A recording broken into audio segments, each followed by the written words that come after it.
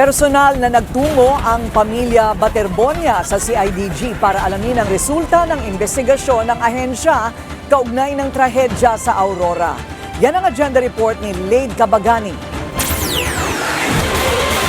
Dumating sa PNP Criminal Investigation and Detection Group ngayong araw ang pamilya ng yumaong Ateneo student athlete na si Rene Baterbonia.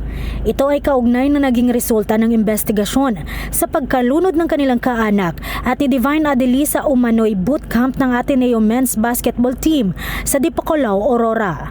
Ayon sa CIDG, dalawang layunin ng private meeting na ito. One, to inform them the result about investigation because they have the right to know it. Right? Second, is to assure them na, in all stages ng prosecution, if this one goes to trial, the CIDG will be there to continuously follow up this case. Kasi, ang trial, matagal po yan. Because it's we have to conducted an exhaustive investigation. The invitation is also open to other government agencies who are investigating this case, parallel investigation. Tumanggi nang magkomento ang CIDG sa rekomendasyon nitong sampahan ng paglabag sa anti-hazing law ang 11 individual sa pangunguna ni resigned head coach Tab Baldwin. I will not anymore discuss the merits of the case.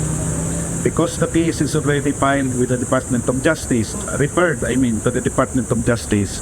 Nag-iimbestiga na po ang Department of Justice dyan. And the CIDG will work closely with the prosecutors. Pero sinabi rin ng CIDG na airtight ang kaso.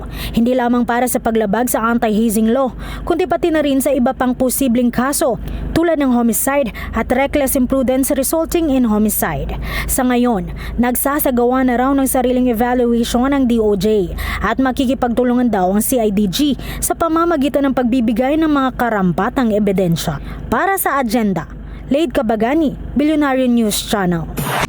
Manatiling nakatutok sa Billionaire News Channel. Sumubaybay sa aming social media accounts at mag-subscribe sa aming YouTube channel para sa mga bago at eksklusibong balita.